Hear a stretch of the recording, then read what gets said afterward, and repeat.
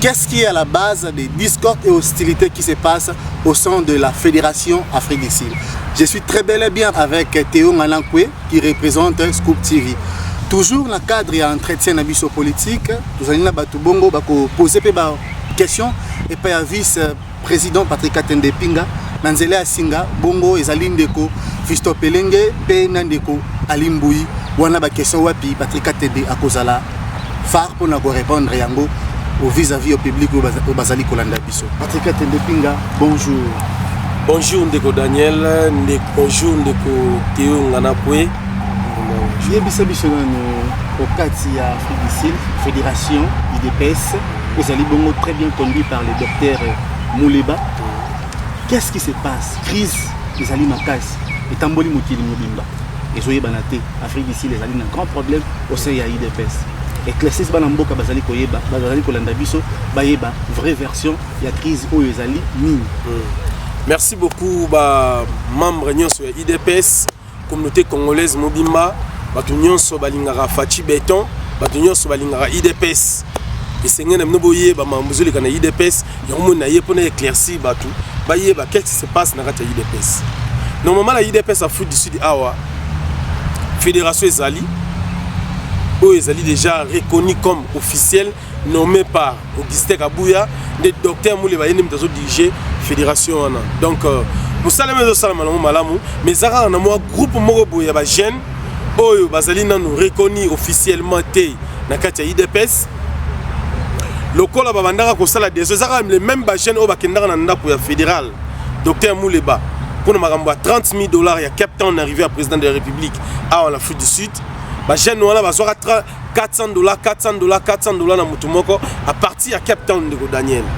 Tant Baye Awa, Bapandi Sangogeno, docteur Mouleba, Akimi Nambongo. Akimi Nambongo, Bango Baza Bajen, Bamitie Bajen, Bango Baza Bajen. Alors, pour la bango, il fallait que le docteur Mouleba a un bon union soana ou à Cape Town à division par 3. C'est-à-dire, à un chef na bango, à PCA, bon, on a 4 ans par 3, c'est parti moko, à qui côté Ligue des femmes. À un sous-parti à PCA bango, c'est-à-dire que les jeunes ne peuvent pas na bango. Ligue des femmes peut pas na bango, Fédération peut pas na bango. Mais jusqu'alors, Ligue des femmes, nous allons confirmer. Et puis jusqu'alors, jeunesse, nous ne pouvons pas confirmer président et jeunesse et IDPS Afrique du Sud parce que jusqu'alors, les nommés, il y a 2 personnes. 2 personnes. Il s'agit de Quentin Mouribon, nous appelons Albert Ngandou, Gol, Grand Gol. Alors parmi les balais, le Quentin est chef, il y a le grand goal à chef ya ou bazali niveau mon c'est-à-dire ils vont travailler ensemble. Alors ba jeune wana bango na bazali reconnu na kati ya structure ya IDPS baza ba jeune ba no travailler na ngambu ya Quentin na ngambu ya président grand goal Gilbert et président Albert bango baza quitté. Alors et c'est nga basa ba coalition. Alors ces jeunes là bango ba lingaki ba intimider fédération ba intimider fédéral pe sous docteur Mouleba précisément ils ont profité d'occasion, il y a réputation, il y a IDPS Afrique du Sud Mobimba, il y a Mokili Mobimba qui est IDPS Afrique du Sud, les fédérales et voleurs, les fédérales et ceci, les fédérales et ceci. Or, pour le moment, IDPS Afrique du Sud, il y a déjà la crise bandakala, la nomination parce que Batumsus peut avoir travail dans Ngambo, Bamsou va travail dans Ngambo, mais Augustin Kabouya l'air a nommé docteur Mouleba comme leader, à lead Batunion surtout. Mais parmi Batou Azo lead Union surtout, Batumsou va la 4 PO, Sepelina, Ndenge docteur Mouleba travailler. Alors, Bazo utiliser les jeunes garçons pour la croire qu'on manquait fédéral docteur Mouleba, Bazo Salango indirectement. Alors, bah profiter d'un événement d'inauguration où il y a Randbeck, tant fédération et qui n'est pas confirmer section SICA na Randbeck. Alors bazala pe belete bazala 4 et 5 jeunes à Pamba oh bazali ko respecter d'abord fédération na bisoté bazali ko respecter docteur Mouleba te bazali ba jeune oyo bazomi mona bangonde bazali or bazotanga statut surtout tali na nomination ya IDPS Afrique du Sud surtout tangi bien la 4 bazobageno et comme les représentants numéro 1 de l'IDPS en Afrique du Sud, balobi te que jeune ya IDPS a comme représentant, balobi te que Quentin azali représentant ya IDPS na fils docteur Mouleba qui est nommé comme le représentant numéro 1. Donc celui qui peut parler de l'IDPS ici en Afrique du Sud, c'est le docteur Mouleba. Alors, le Kola Zawana, il y a même dans la jeunesse, il y a même dans la Ligue des femmes. Alors, les jeunes, les jeunes sont déjà plus âgés, profiter. Le Kola Baouté qui peut se na côté se retrouver dans la nomination de Gisté Kabouya. Monique Moutou, papa, il faut te mal à l'aise. Tu es humilié. Bazela ina no nommé bango pour profiter, mais malheureusement parmi bango nous bazana fédéral moule bazo reconnaître bango té comme ba jeune IDPS. Premièrement na statut ya IDPS, na structure ya IDPS ba kombo la bango ezati tangi ba jeune ba kombo ezako nezaka kombo ya président Quentin na président Albert Ngandou Grand Gol. Donc bango ne bazali batu oyo IDPS zo reconnaître le gola ba jeune en Afrique du Sud. 2 personnes. Bah on est sur la tigali wana. IDPS zo reconnaître bango te ndelo bazo wela na fédération parce que fédération zo bageno zo reconnaître binoté. Biso zo reconnaître ga non président Quentin na président Albert Ngandou. Bango ne ba yebani officiellement na kate IDPS. Alors bah oh bah ça des ordres de wana malheureusement ils ont commis une erreur pour que nous ça la désordre et sika oyo fédération azo sala musala. C'est-à-dire quand on parle de fédération azo salaté, c'est-à-dire que les associations mais binomo moni ndenge événement de salami en plein travail. En plein travail bazo que nous inaugurer section sika bango ba yé pour ba bebisa événement à IDPS. Donc à briefing ba membre sur IDPS boza la peser fédération azo travail pour l'intérêt. Il y a ba congolais nyonso fédération de travail pour l'intérêt à parti to soutenir fédération de biso nyonso. Alors mangamusu etkali simandeko Daniel Nandeko Théo Ngalapoué, je pense qu'on peut le développer avec le temps quand vous allez poser des questions. Voilà, c'est Patrick Atendepinga, comme je viens de dire, lui c'est le vice-président de la section Val. Il vient de tout éclaircir par rapport à la crise aux Alikoleka au sein de la Fédération Afrique du Sud. Alors nous allons déjà passer aux séries de questions-réponses. Alors j'aimerais bien que Théo Ngalapoué, vous puissiez commencer avec des questions. Et M. Patrick Atende sera disponible pour vous répondre et répondre à tout le monde qui sont en train de nous suivre dans cet après-midi. Voilà, merci beaucoup Ndeko Daniel, ma parole. Merci à président Patrick Atende pour l'opportunité pour développer, pour éclaircir Bana Mboka, Bana IDPS par rapport à la crise où ils ont Afrique du Sud, IDPS, Fédération Afrique du Sud. La question est un peu belée. Question à Liboso, ils ont pour Naïeba, pour peuple Naïeba. Les Soki, la crise, ils ont la Fédération Afrique du Sud. Ils bandit depuis quand? Parce que le rôle de sa généalogie. Ils bandit les lots, ils bandit l'événement où il y a ouverture, il y a section, ou bien ils ont crise. Problème, il y a Kala, ils ont continué de merci beaucoup, Ndeko Théo Ngalapoué, les journalistes de Top Scoop TV. Merci beaucoup, Ndeko Théo. Ce que je vais dire c'est ceci. Crise Wana, crise est déjà résolue à partir du secrétaire général de l'IDPS. Ici, déjà, pointer pour travailler dans l'IDPS Afrique du Sud, pour Moutoua Rosalawana. Mais malheureusement, Moni Batumususu va profiter, c'est-à-dire ils ont utilisé ces jeunes garçons juste pour la humilier fédération Oyo Auguste Kabouya a nommé, c'est-à-dire par exemple jeune salaire on avant. Normalement il devait être patient parce que on nommé docteur Mouleba il n'y a même pas une année. Parce qu'on nommé fédération il n'y a même pas une année. Depuis on nommé docteur Mouleba, je pense que binomo bomoni qui a formulé la section belé. À ça, il y a nomination, on a Durban, on a Western Cape, on a Cape Town, Pretoria, Randburg, Val, partout. Barankine, on a Barankine à Kala. Mais c'est camouflé, profiter qui. C'est-à-dire, ces jeunes-là, on les a utilisés juste pour donner une mauvaise image du parti. Cette image, moi, il y a ma belle partie. Mingi, na docteur Mouleba. Parce que pour na bango, pour la bango présence ya docteur Mouleba bazo sepela lango te. Or docteur Mouleba ndé wana ndi batindel biso à travailler na biso. Merci. Question sur ces allées. Pourquoi les lots au monde crise il faut être clair parce que il faut que ça va tout clair situation n'est allée. On est en Afrique du Sud, nous vivons tout ce qui se passe dans IDPS. Tout est bas que IDPS c'est ça qui n'a deux camps. Côté il y a docteur Mouleba, d'un côté il y a docteur Dikamba. Est-ce que tout le monde que crise wana eza dû il y a insatisfaction il y a batute oyo ça qui n'a quand dit Kamba ba cotaté na fédération na ba nomination té on va continuer au bezani. Ouais bon pour moi personnellement je pense que crise wana et bandeli place wana plus. Et banda déjà kala. Mais batikala ranké des poissons parce que batwazaki deux camps. Mais Augustin Kabou il a l'air à sangisi batu. À nommer batu oyo ba travailler. Mais parmi batanomaki ils ont battu mususu au basé tout va quitter na kati ba liste wana mais ba lobika ke ba président sectionnaire kande bozala ki wana ba travailler na docteur Mouleba. Alors parmi bango ba président questionnaire et sectionnaire mususu to pesa lokola ya Pumalanga na Betal président ya Betal il a pesa kina taba agina taba bino ba pesi fédéral docteur Mouleba corruption Tony. Bon ezala ki c'était d'une façon on a lu ba pesa pouvoir pas qu'on s'exprimer. C'est-à-dire, pour attaquer Mouleba bien, il s'est comme un président pour attaquer fédéral.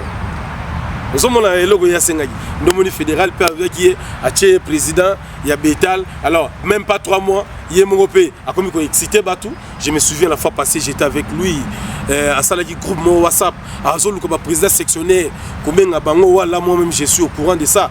À Obenga Batanjo même ngaya côté ngala kata groupe wana. Alors, tant que tu attaques la fédération, non, na kati groupe Oyo, so bolingi to ke malamu, biso faut soutenir fédération. Tant que mona ningola ba longolinga la ko. Des places pe crise mususu ba ne déjà continuer, c'est nasi. Mais ça passe pour ba longa parce que Augustin Kabou ça nommé déjà bateau pour travailler.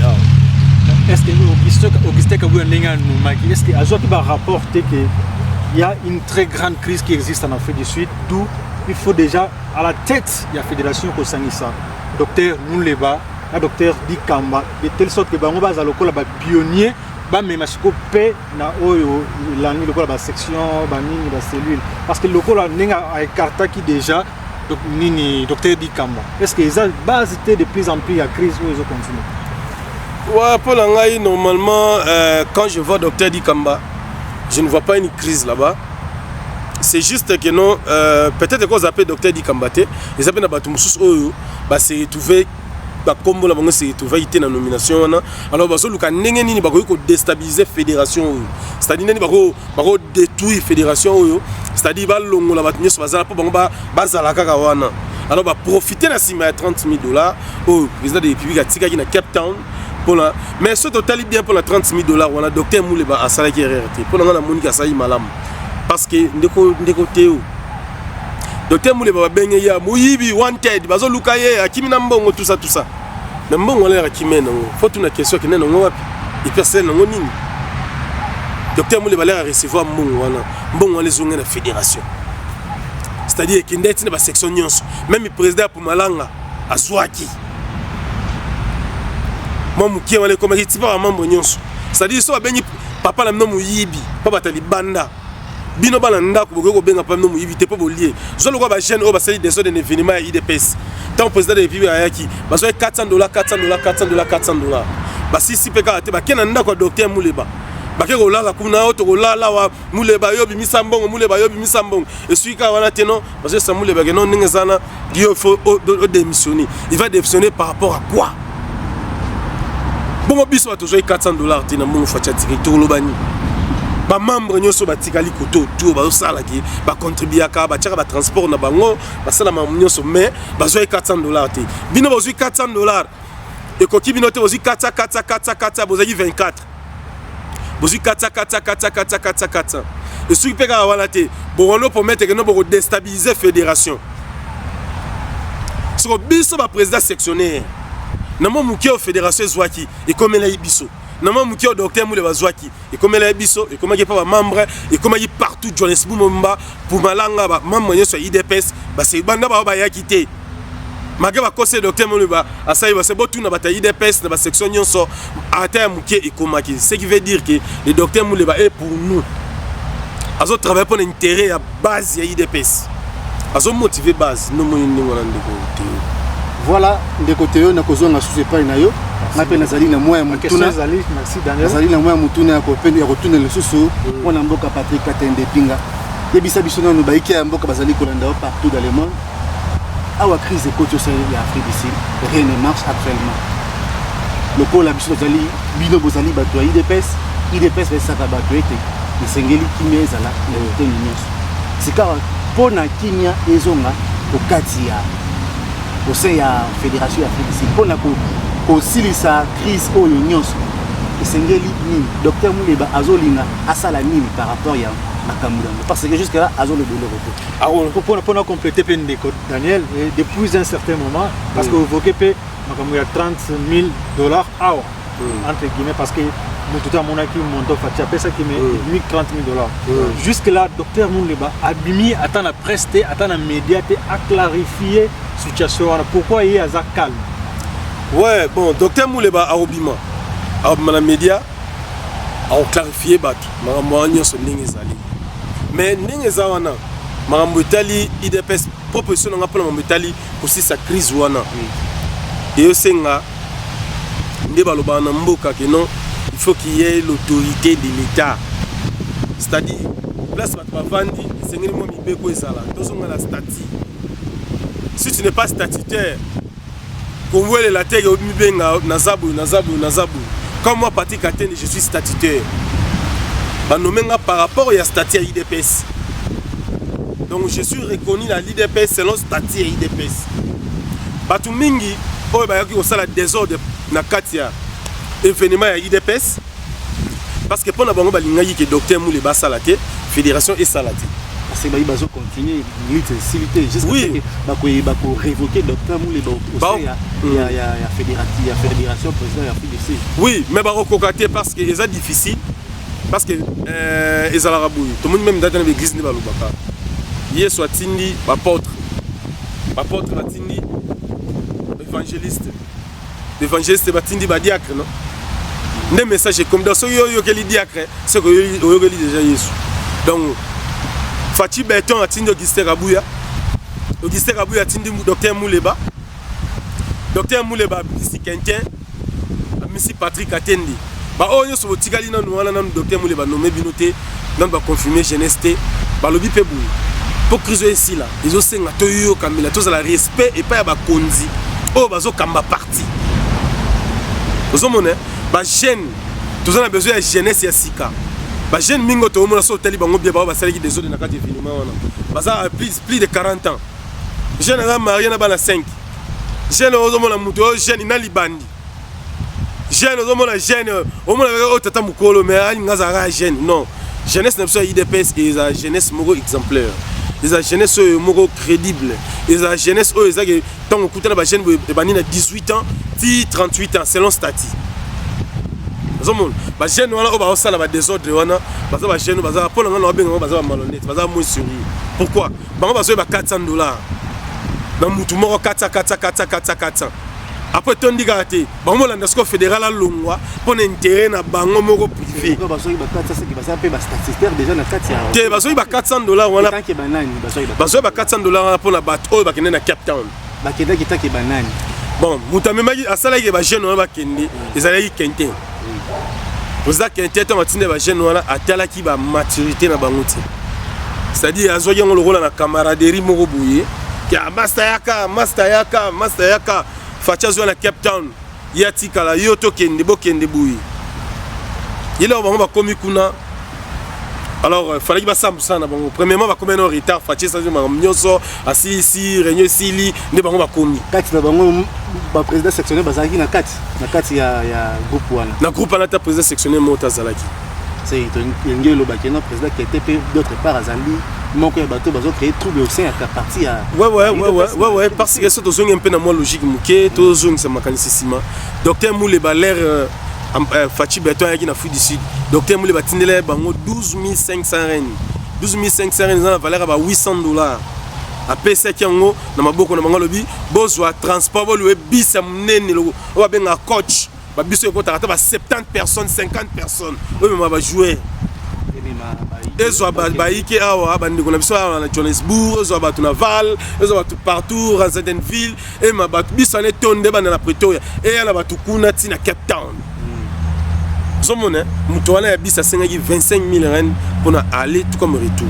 Alors docteur Moule batinda ya avance wana parce que mbongo zaki mingi mom ki azaki na ngafuta ya avion kende nango mususu wana pesa ipo louer bis ba jeune wana le ba louer bis parce mbongo wana ba futi ba transport commun ya ba moko bazaki soki 7 so 8 nde origine ba problème ba comme kuna na Cape Town 1 en retard so bazoki bis ba ngaba comme avant le gars bazoki bis à transport commun za mkemke telemi et quand na ville comment tourner au lieu que straight tout droit yango ba nokota ko taper on tika tika ba tout ça ba comme kuna réunion c'est siladi taba yike lisolo mbongo taba yike lisolo mbongo ba tie pression ti ba pesi bango be mbongo na bango mais le ko la ba moni mbongo miso etika la ki nde ba yaki pona ko yana ndako fédéral na biso docteur Mouleba ko tia makelele ba bebisi réputation ya IDPS Afrique du Sud mobimba bokimimba babike docteur Mouleba aza muyibi ya $30,000 ba kosele makam tout ça moni ba biloko nyonso tout wana ba profiter na kati wana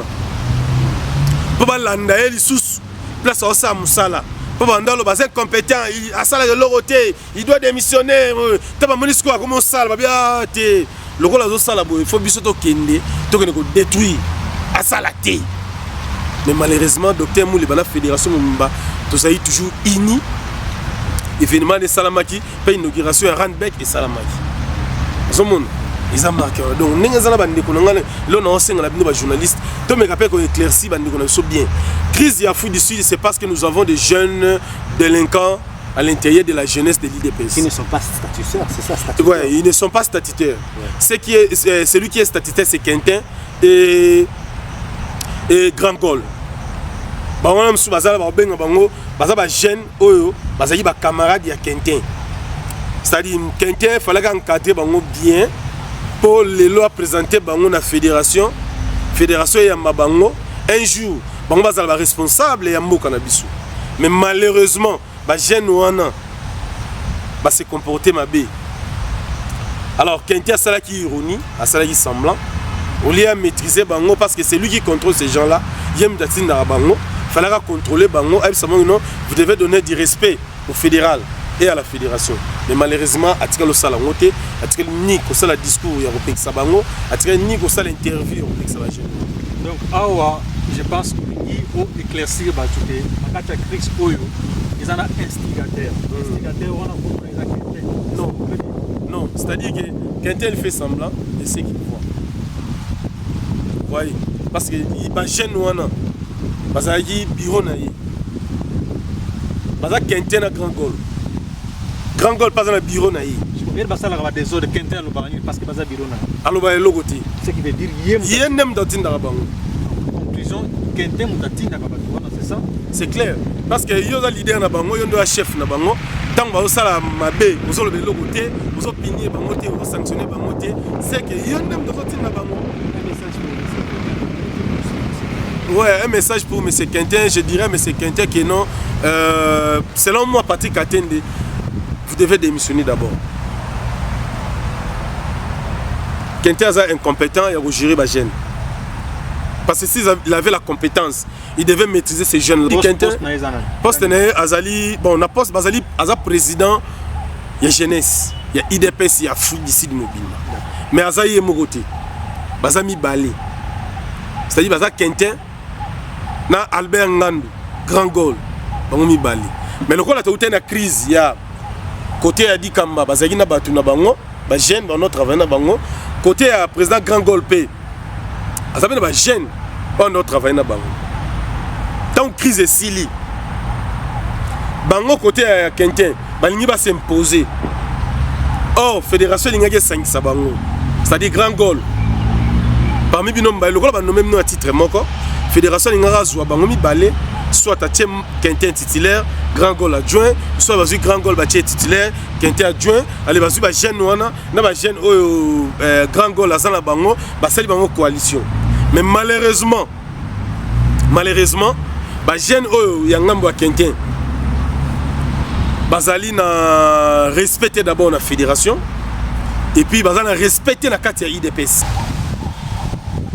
Voilà, c'était Patrick Katende Pinga, le président sectionnaire, le vice-président sectionnaire de l'UDPS Val.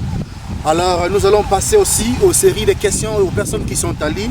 Il nous suit aussi, lui c'est Ali Mboui. Il a aussi une question qu'il a posée au président Patrick Katende Pinga. Patrick Katende, yebisa biso nanu nini oyo ezo sala que unité topé bomoko ezate na kati ya fédération ya UDPS Afrique du Sud. Patrick Katende, lobela biso nanu voix nini oyo esengeli to embrasser to peto utiliser pour que unité topé bomoko ezonga na kati ya fédération ya UDPS Afrique du Sud. Merci beaucoup Ndeko. Je vais répondre Ndeko Ali Mboui à partir de Pretoria. Dans la question très bien. Pour unité côte na IDPS Afrique du Sud et c'est on va respecter la fédération. Premièrement, faut que la fédérale na biso soutien total. Biso non ba jeune, biso ba président ba jeunesse, biso ba président sectionnaire. Ndebongonde bokomona marabu nyonso ekokende bien. Ceux qui biso toujours respecter fédération té bato oyo Augustin Kabuya nommé, toujours respecter bango té. Kimia kokota ndenge nini? Ata soki lelo balongoli docteur Muleba. Basu mutu wana tie groupe mususu ya bato bakobima. Bakoloba ke biso pe to boyi mutu wana be bando salara so bosali réunion bango baye batie désordre. Alors mieux vaut de respecter bato oyo Augustin Kabuya a nommé parce que to kende ba élection kala mingi to ko tana maponami. Ba jeune wana o basala ki désordre na événement il y a les cas qu'il a fait passer ba jeune wana ce qui s'est passé zalaï ke bazaki intoxiqué à partir il y a Ndeko Serge Kadima Wakabund ya Pumalanga Azali parmi les présidents sectionnaires nommé Kalamingité. Durant la semaine, il consultait les gens pour l'intoxication, il consultait les gens pour diaboliser les gens, afin que l'inauguration, il y a section, il y a Randbeck et Simbate, fédération et Salamoussalate, parce que ceux qui fédération Salamoussala, bango barosanga ba déclaration. Alors pour la déclaration, bango en plein de Daniel, il faut y a bébisa.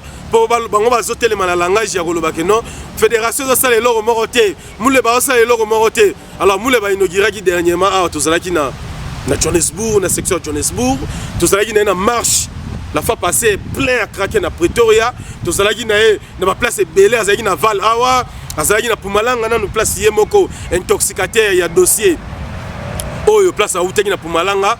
Donc ba jeune wana ti bayaki na kati ya salle. Premièrement, d'abord, ils ont intimidé les membres. Que Togoya la réunion à IDPS, Togoya go Panza, Togoya Kuna, Togoya go Bunda, Togoya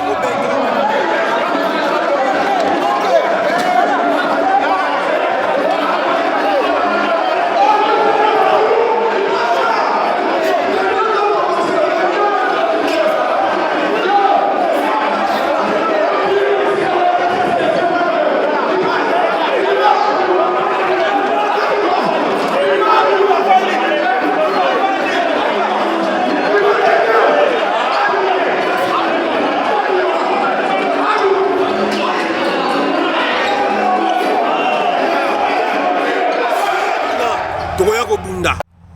Tozoya ko beta, tozoya ko bebisa. Donc bino bozoya na réunion à IDPS pour boya ko bebisa. Tant IDPS a créé ba base pour ba voter Fachi Béton. Tant IDPS a se préparer ndeni to gagner élection. Nomoni ba jeune wana ba yeba ko na kati ya salle en plein événement là bazo sala bazo pesa président il y a Randbeck président Willy Kabangu. Je salue à passant. Bango ba yewana pour lancer la désordre et puis bande ko sala désordre. Objectif na bango zalaki ya ko bebisa événement wana et salamate et maloko la bango bazoyo kana tena fédération or bazana bango ka 7 personnes à pam. Yango no moni ba membre ya IDPS, ba combattant IDPS oyo bazalaki wana ba soit ki ba jeune wana bimisi bango na libanda ya salle et puis va continuer fédéral docteur Moule bana ba membre fédération na section mobimba ya Randbeck ba salaki événement la bango passation de pouvoir et salamaki ba pesaki drapeau tangi président ya nini. Donc ndeko Alimboui à partir après tout c'est que je vous demanderai à savoir et que ba jeune wana et senga sanction immédiate ce qui va pesi bango sanction te fédération pesi sanction na pour malanga te fédération pesi sanction na ba jeune wana o ba yo sala désordre na IDPS, l'événement IDPS va payer une sanction, c'est-à-dire que à la prochaine réunion, ceux qui battent tout le 7 à la prochaine réunion, baroya, barosala 20, barosipan de biso, barobandara ko bebi samsala ya IDPS, barobandaka ko ya ko panza place union sur fédération au samsala. Yango la senga ba membre union sur IDPS. Dans la derrière fédération na biso, na président sectionnaire nyonso esika bozali. Merci beaucoup ndeko Alimboui esika bozali. Natondelo merci madame pour la question na yo. Cette fois-ci, nous allons passer à la question de Mwanamboka Fiston Pelende. Yé azali bongo représenté à Radio Lokole, yé pazalaki na moi ba question ou atunaki bongo Mwanamboka président Patrick Katende Pinga. Voilà, merci beaucoup Mwanamboka Patrick Katende, c'est Fiston Pelende de la Radio Lokole, dans la préoccupation beaucoup concernant ce qui s'est passé dans la sortie officielle. Il y a installation, il y a UDPS dans Randbeck, en fait, on ne comprend pas qu'est-ce qui se passe avec les jeunes de l'UDPS en particulier, généralement les partis UDPS, les partis au pouvoir. Bissos de épiquer, UDPS, ça depuis les 30 ans, il y a Kunda pour le pouvoir. Bon, entre parenthèses, UDPS est au pouvoir. Mais contrairement par rapport à la partie au pouvoir, derrière.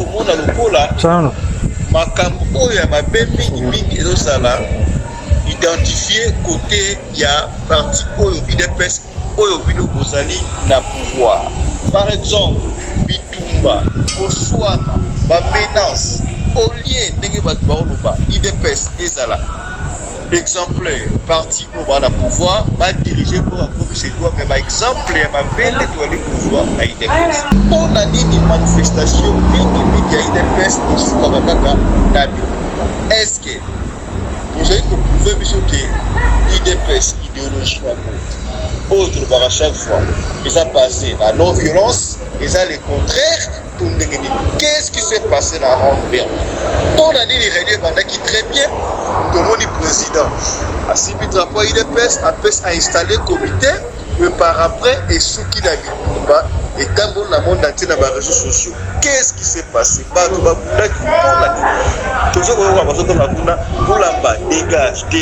Dégage. De quoi il était question au juste? Ça c'était Fiston Pelende pour le compte de la radio pour les télévisions. Merci. Merci beaucoup Ndeko Fiston Pelenge de Radio Lokole Pesco Zali. Merci beaucoup pour la question na yo. Dans la question très bien ce que je veux dire c'est ceci. Ba jeune wana o ba sali désordre na katia na événement ya kitoko ya IDPS. Ba sali ba jeune o ba utara Cape Town. C'est-à-dire ce sont les mêmes jeunes o ba sali clic pour déstabiliser fédération. Vous avez ba sangani na quelques présidents sectionnaires. Yango no moni ba yaki wana passer ba bi ke bazo pesa bango ba sanction te. Dans la liberté d'expression, il peut insulter, il peut faire n'importe quoi. Alors, bah déborder donc bah cross, bah déborder ligne rouge, bah kotiti na ngambu kuna, bah BBC, musala na bango, oyo single base. Alors, moni biso na IDPS, tout ça bah jeune mogo, tout ça la discipliné. Na IDPS, tu respectera stati. Na IDPS, tu respectera bah kondina biso. Na IDPS, tu respectes le leader et puis tu soutiendras la partie avec amour. La question est IDPS est sous Garana Bitumbate, IDPS est sous Garana des autres. IDPS est parti à battre discipliné. Tout ça la statue au Landaka et c'est tous à la respect pour continuer biso. Biso net aux Fiston Pelenge. Na katia IDPS. Nous avons besoin de discipline. Et la fédération est s'imposer. Pour ordre de quota, et la fédération est s'imposer. Parce que les jeunes qui ont un mécontentement contre la fédération.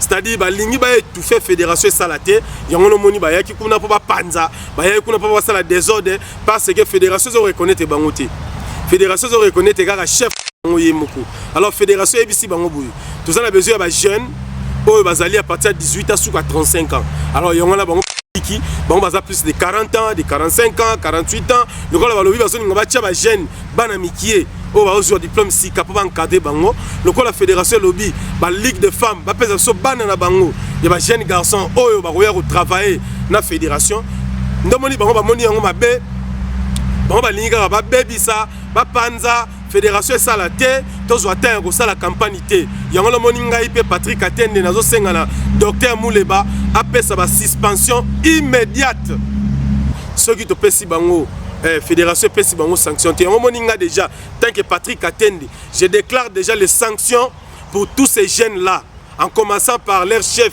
le président Quentin qui est incompétent de gérer les jeunes faut que les jeunes moko boazana moral à bien ou maîtriser ba jeune botier leader ya jeunesse ya Afrique du Sud et puis bo luki ba jeune ya bien ba la mikie ya ba 18 ans 20 ans 22 ans 23 ans bolongolo ba tata mikolo wana mikolo po bango ne ba kozana mo discipline na idéologie à parti ba jeune ba idéologie à parti te yango ba yiko bebisa événement ya IDPS ba yiko humilier leader Augustin Kabuya Anomaki alors mbano na bango ezali sanction otozo zela na fédération docteur Mouleba yemoko a repesa bango sanction tokoko ba toujours kaka bozolanda biso ebele na betando ekena bino tozongi susu malobo ngambo moyo mwana mboka Théo Nganabwe oyeba bongo ko pesa lisusu nungu susu mwa mingi na moni ndeko Patrick Atenda lembi. On est là. Assez Lembi, merci beaucoup monsieur Daniel, merci pour la parole encore. Il y a beaucoup de questions, nous avons toujours des questions. C'est vrai qu'il y a des questions sous déjà Neko Patrick Ayanoli Nayango, mais s'il faut bien voir Nengi Makamu Ezo Kendele na Afrique du Sud, na fédération, Neko Patrick yo ozo défendre mingi fédéral Mouleba. Mais à croire que c'est comme si Bazo expliquait na face ya Monte, na face ya Augustin Kabuya que fédéral nous les baza incompétent. Départ il y a agissement naie, départ il y a silence naie, départ il y a action, il y a manque de sanctions. Est-ce que ils a solo té gaza incompétent par rapport à Moussa ou Azosa? Ouais, bon, normalement docteur Mouleba Aza incompétent, Aza compétent. Pour une Aza compétent. Total va travail. Ayaka naval plein. Tout le monde naval. Akine ko inauguré section à Johannesburg. Plein. A organiser une marche na Pretoria. Na Patrick Atende na ngai na fédéral na biso. To organiser une marche la fois passée na Nations Unies pour na mambo est. Bino mo monaki plein à craquer. Je suis pega wanate soutien phare DC na docteur Mouleba la takutu teni to sala na ambassade plein à craquer c'est-à-dire que batu ma mususo ko sala batu mususo ko sala assez peine na yote parce que muto ya linga ki peut-être batie wanate ozomona ano bisara mabe na yo mais ce total pena na réalité docteur Mouleba o sala bien akendaki na Pumalanga a inauguré section Pumalanga. Malgré les jeunes wana pour malanga c'est le système de corroborer na yona zo ba twali ki tabawana ozala ngambu fozong c'est les tabac. Alors docteur Mouleba aza compétent ningo lobby par action nae bien sûr to boité alors pour la nini azo zo ba sanction te parce que ba humiliation ezokoma ebelé déjà makam oya mbongo ele kakiwana peut-être que il aura encore le temps au bien que ça soit un journaliste pour éclaircir dans point de presse ou dans conférence de presse tu peux cette opportunité là tout disponible pour poser ma question monsieur le docteur Mouleba fédéral alors pour nini azo ba décision te parce que lui est là pour sanctionner il est là pour coordonner les partis il est là pour arranger ba fait ba bilo besoin marcher te à même ordre de la partie plutôt mon des eaux continuer ma humiliation ma finga toutes ces choses là pour nini azo zoa ba décision te ba sanction te parce que lui a ces pouvoirs là qu'on lui a accordé Le docteur Moulé Bazan a pouvoir au sein de la Nyonso. Azali na pouvoir azaper na comité na yo pour travailler ensemble. Mais ça que les jeunes des autres, ce ne sont pas des cadres de l'IDPS. Parce que trop de charge de l'IDPS. Mais il s'appelle Baoundé combattant, Babanda histoire. Pour la combattant, ils ont la cadre de l'IDPS. Baoundé base, l'IDPS. Parce que la autobie base base. Juste que les jeunes avant l'événement, des autres. Est-ce que les jeunes à Diban, des autres l'événement? Est-ce que les jeunes il y a Préto, il y a place des autres? Est-ce que les jeunes il y a Lipo, les jeunes à Cape Town? Base par rapport à quoi? 7 personnes à la base. Dans la vidéo, on a 7, 5, 6. D'ailleurs, on a mis dans la salle parce qu'ils n'étaient pas nombreux.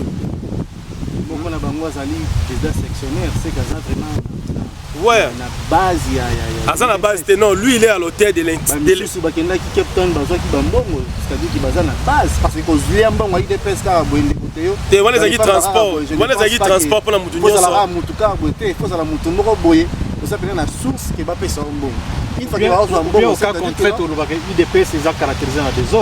Non, non. Il est pas caractérisé dans des autres parties. N'importe quoi, tout comme ça. C'est-à-dire que non, sous bâtiment c'est comme si il est menacé la bango baza moi na non, non, docteur Moulé Baro longo la bango la partie mais sauf que docteur Moulé va appeler les suspendre. La compétence naïe. Les hommes les jeunes sont des délinquants. Baza ba jeunes oyo ba respecter Augustin Kabouyate, ba respecter Fachi parce que si tu respectes Fachi, tu dois respecter la personne qui est Fachi à nous. Si tu respectes Augustin Kabouya, c'est-à-dire que tu dois respecter aussi la personne qui est Augustin Kabouya a nommé. Comme Augustin Kabouya ici en Afrique du Sud a nommé une fédération qui va fonctionner ici en Afrique du Sud, nous devons tous les soutenir sans contestation. Alors, on va faire ça là, parce que non, la fédération Augustin Kabouya a nommé, parce qu'on a besoin de la crise. Alors, il ne faut pas créer la crise. Mais le rôle est minoritaire.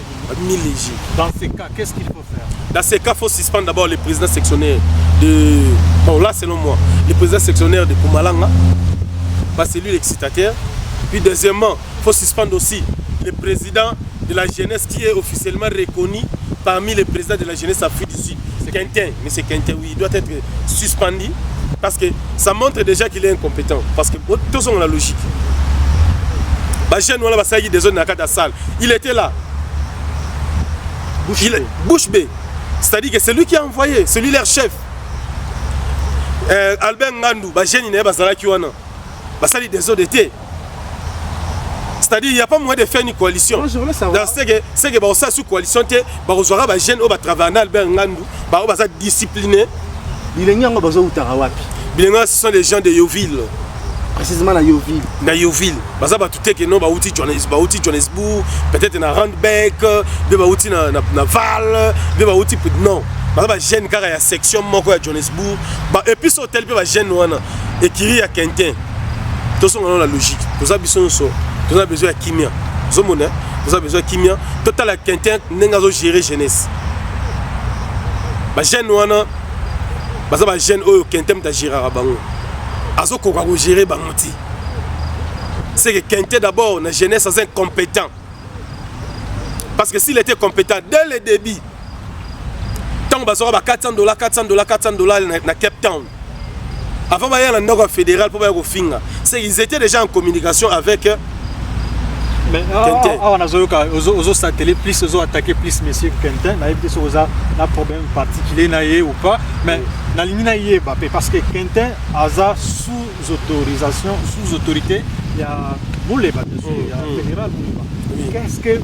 Quelles sont les directives que le président Mouleba lui donne? Parce que l'autre monde s'il y a des manifestations à Katia parti, comme ça se passe peut-être ailleurs, on voit pour que quelqu'un puisse faire entrer dans la manifestation, la grande envergure, et Salemina, Ranbeck, tout le monde a identifié, membre de l'IDPS, il y a adhérent à la partie.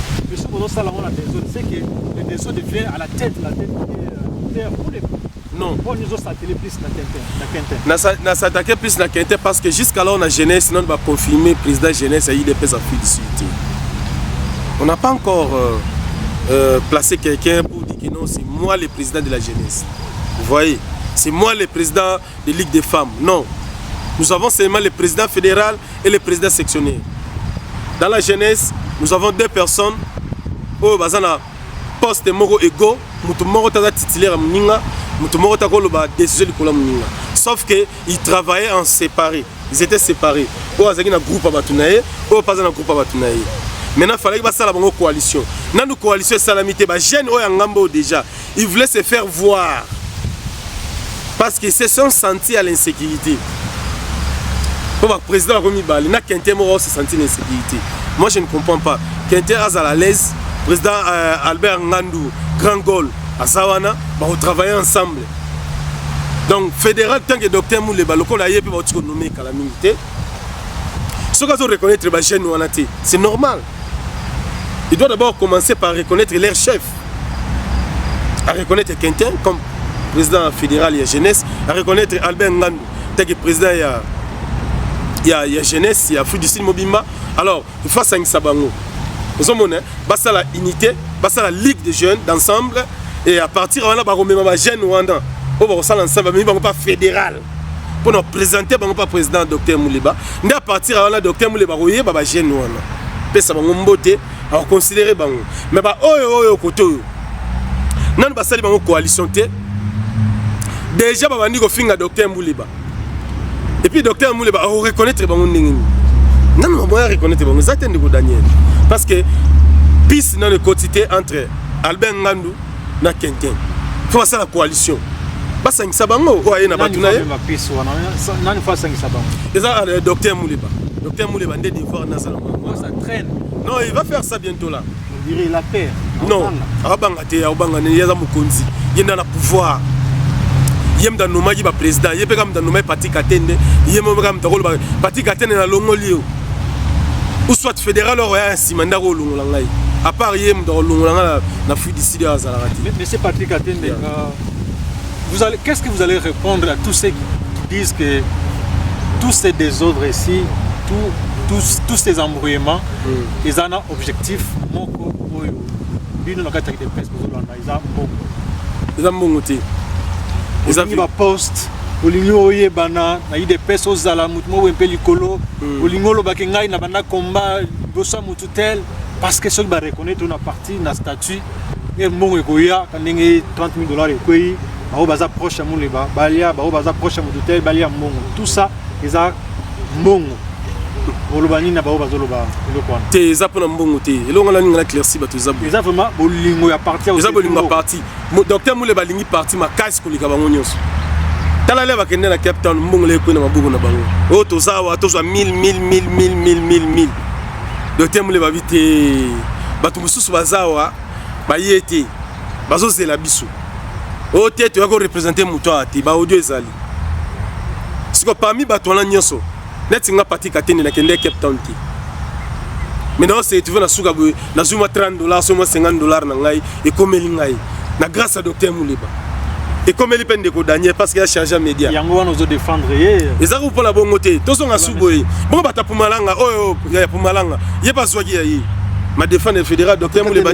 Donc, moi, je ne défends pas le docteur Mouleba. Ce que je veux défendre d'abord, c'est la fédération. Moi, je défends la fédération, je défends aussi l'IDPS. Vous voyez, tous salis partis. Nous sommes prêts de faire la campagne, nous devons consulter les gens d'adhérer à l'IDPS. On ne veut pas que les gens puissent salir notre parti. Il y a la cause de bloc tant que président sectionnaire, la suspendé qui va gêner parce que on a un statutaire, bango baza ba statutaire, te baza ba gêne, o baza ngaba kotande, bazo ngaba étudier ba est-ce que baza malam, ils peuvent servir les partis ou pas. On a servi parti, on a défendre le fédéral parce que docteur Moulé dit Kamba Yemoko. Et ça, enseignement, docteur dit Kamba Patrick Katende, votre leader, même s'il a commis une erreur, il faut le soutenir. Patrick Katende Pinga, une question de curiosité.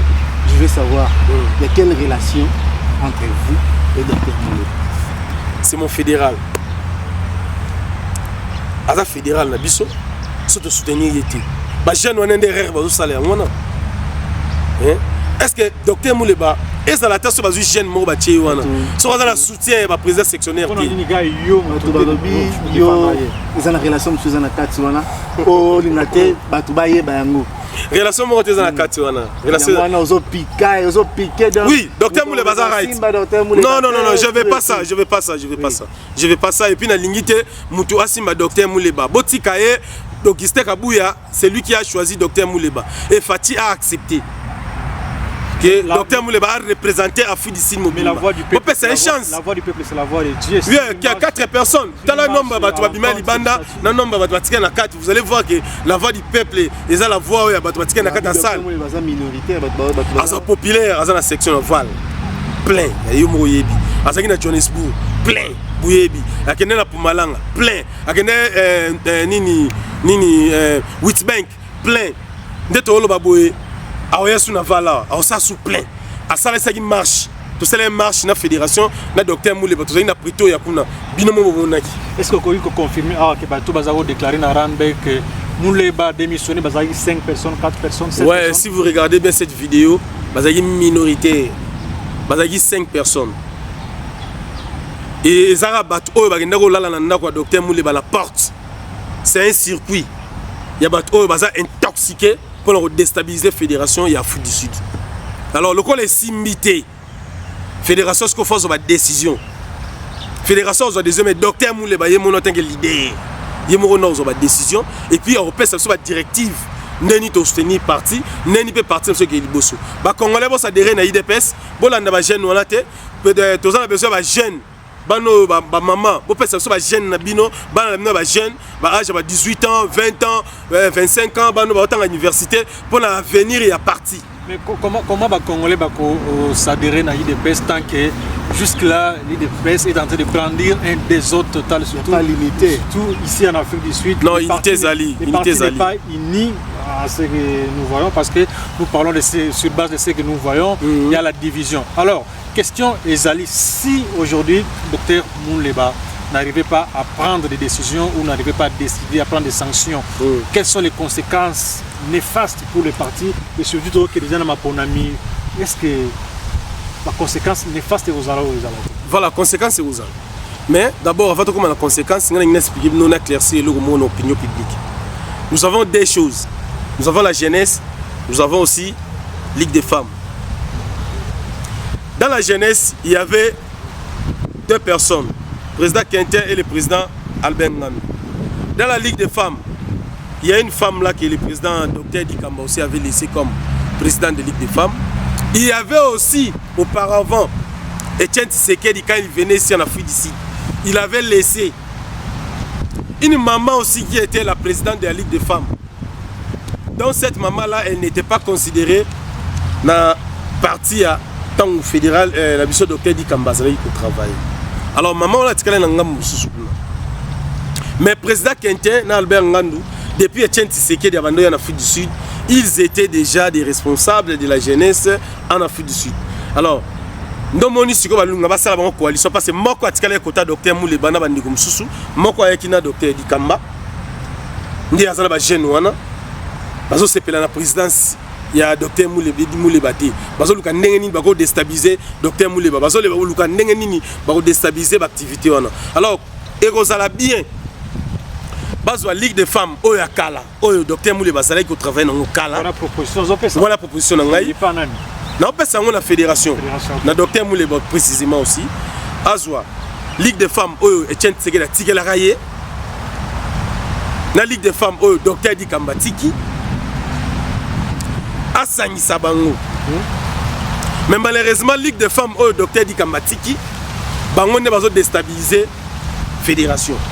Bango ne va pression la fédération, va faire cette image à ma vie. Il y a un moni, Bango va déjà avant que le fédéral Dr Mouleba soit la coalition. Babani déjà quoi attaquer, parce que le fédéral Dr Mouleba azolinga j'ai Ligue des femmes oya maman Etienne Tshisekedi tikaka na Ligue des femmes Dr Dikamba Tiki asangisa bango. Même m'appelle la jeunesse. Alors ba jeune oyo côté Dikamba a créé kina Quentin. Bango le bazela basala la coalition. Bon ba boy cause la coalition babandi déjà au fin avant. Babandi déjà au fin en fédération tout ça pour se faire voir comme même sa activité IDP bala besoin de se beba nyo se za na chaos. Yango la nga itenga président sectionnaire na suspendre bango. na suspendre bango sanction ya monoko kako be sanction ouais na suspendre bango nazo zela confirmation bongo soki mule ya a suspendre bango te soki mule ba suspendre bango te soki fédéral mule ba a suspendre bango te événement o salami o il va risquer de se répéter. Voilà, nous sommes à la fin, presque à la fin de cette attraction politique qu'on avait eu avec M. Patrick Katende Pinga. Alors, mon amboka Patrick Katende Pinga, Batubalandi et Belé, tu as trop parlé ou décortiqué à plusieurs étapes. Alors, votre mot de la fin par rapport à Onosolobi, par rapport aux les cas au sein de la fédération. Batubakonti qu'on retenir Nini, na les cas au cas de la fédération, puis qu'on maintenir Nini, pour qu'on garde Bana, UDPS, il y a le monde entier, il y a l'Afrique d'ici, pour qu'on garantir Bango Nini par rapport à aux alliés pour les cas de UDPS, Afrique d'ici. En tout cas, merci beaucoup Ndeko Daniel. Ce que je peux dire concernant Bana Afrique du Sud, Bana Nyon sur les membres de l'IDPS, on va voter. Ils va voter Fatih Béton. Tous ont toujours gagné, victoire des Alangam na biso. Bolanda babilo comme intoxication ba sala ranate. To voter Fatih Béton massivement. To voter ba député à IDPS massivement. Eux concernés Fédération Afrique du Sud, ils ont intoxication. Eux ils ont salama na CC. Bazo financer bango. Bazo pesa bango intoxication makasi juste pour déstabiliser la fédération, précisément le docteur Mouleba, parce qu'il a été nommé par Augustin Kabouya. Il y a un moment où il y a un membre de l'IDPS, le président sectionnaire Nyonso. Maté a une intoxication. Tu as l'air de campagne, tu as besoin de fédération morotaise à la déstabiliser. Ni na Congo, ni Awa. Bisson Nyonso derrière Augustin Kabouya, membre Nyonso to soutenir Fatih Béton, tu peux essayer deuxième mandat, il y a Sir, il y a Bilengi, il y a Bilengi, Bilengi. Merci beaucoup pour la IDPS Afrique du Sud. Nous avons Congolais pour soutenir Dr Mouleba, la fédération naie. Bon, on a jeune wala te o bazo sala intoxication, o bazo panza les réseaux sociaux, na ba oyo ba yaki pour le bébé ça événement na biso ya Randbeck vraiment président Willy. Pardon makasi na osengo pardon na biloko ne salamaki fédération européenne ça ba sanction o ezolanda na sima awa bato wana ba kopemisa bango parce que baza wana pour le soutenir IDPS te me ba ye wana pour le bebisa ba activité à IDPS le quoi ba bebisi ba activité à IDPS l'air bazo sala inauguration et section et cérémonie monene o sala makana IDPS même dans la province même na poto même partout. Alors bango le quoi ba yaki pour ba bebisa événement wana c'est-à-dire ils n'ont pas respecté les drapeaux, ils n'ont pas respecté les statuts, ils n'ont pas respecté aussi l'hymne national du parti. Alors à cet effet, ils méritent un peu de sanctions par le docteur Mouleba. Merci beaucoup Ndeko Daniel pour la Tanayo partagé. Merci beaucoup mon amboka Patrick Katende Pinga.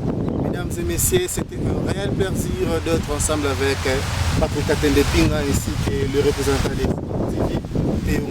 Mesdames et messieurs, vous êtes nombreux en train de nous suivre. Quant à moi, je vous dis, restez branchés sur nos antennes.